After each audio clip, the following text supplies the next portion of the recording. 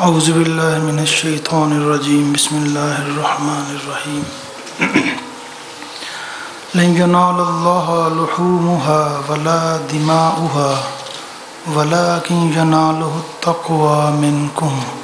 صدق اللہ مولانا العظیم۔ اللہ پاک کا شکر ہے کہ اس کی توفیق اور عنایت اور آقا علیہ الصلوۃ والسلام کے نالین پاک کے تصدق سے ہم اس بابرکت محفل میں حاضر ہیں، اور شکر ہے اس کی ذات کا کہ وہ ہمیں بار بار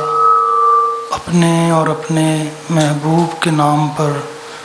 محفلوں میں آنے اور محفلیں سجانے کی توفیق عطا کرتا ہے۔ آمین آمین۔ گزشتہ چند ماہ سے ہم جس موضوع پہ گفتگو کر رہے ہیں اسی تسلسل کو آج تھوڑا آگے بڑھائیں گے۔ جو آیہ کریمہ میں نے تلاوت کی جس کا ترجمہ کچھ یوں ہے، سورۃ الحج میں آیت نمبر 37، اللہ پاک نے فرمایا کہ اللہ کو ہرگز نہ ان کا گوشت پہنچتا ہے اور نہ ان کا خون، مگر تمہاری پرہیزگاری پہنچتی ہے۔ یعنی عید الاضحیٰ کے موقع پر جو جانور قربان کرتے ہیں اس کا ذکر اللہ پاک نے فرمایا کہ وہ جانور جو ہم لوگ ذبح کرتے ہیں اللہ کے نام پر، وہ اللہ کو نہیں پہنچتا، نہ جانور، نہ گوشت، نہ خون۔ ہاں، جس نیت کے ساتھ دل کی اتھاہ گہرائیوں میں جو چھپی ہوئی ہے، جس نیت کے ساتھ ہم وہ جانور ذبح کرتے ہیں وہ اللہ کی حضور پہنچتی ہے اور دل کی وہ پرہیزگاری پہنچتی ہے۔ اور ہم یہ گفتگو کر چکے ہیں کہ حقیقت میں جو ہمارا عمل ہے وہ ایک جدا شے ہے اور اس کی نیت ایک جدا شے ہے، اور حقیقی چیز اس کی نیت ہے، عمل نہیں ہے۔ اور اللہ پاک نے ہمارے اعمال نہیں دیکھنے ہیں، ان اعمال کے اندر چھپی ہوئی نیتوں کو دیکھنا ہے، اور اسی نیت کے حوالے سے اس نے جزا اور سزا دینی ہے۔ عمل کے اوپر جزا اور سزا نہیں دینی ہے، اس عمل کے اندر جو چھپی ہوئی نیت ہے اس نے اس کو ٹٹولنا ہے۔ اس پر ہم گفتگو کر چکے ہیں۔ آج اس حوالے سے کچھ گفتگو کریں گے اور سمجھنے کی کوشش کریں گے کہ انسان کا جو تعلق ہے بحیثیت ہمارا تعلق مسلمان، جو اللہ کے ساتھ اور جو آقا کریم صلی اللہ علیہ وآلہ وسلم کے ساتھ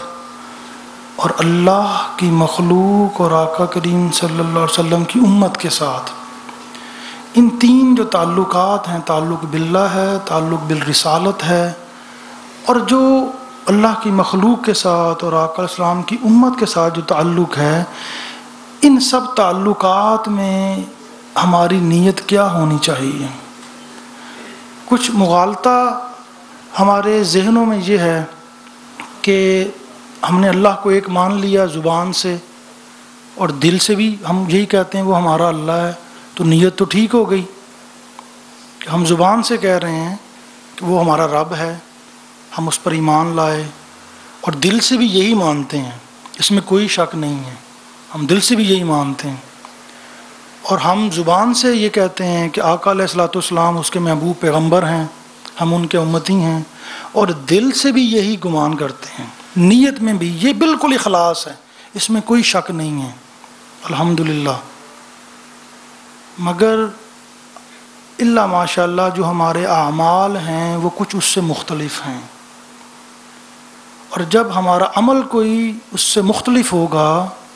تو چاہے زبان سے بھی کچھ کہیں اور نیت میں بھی کچھ رکھیں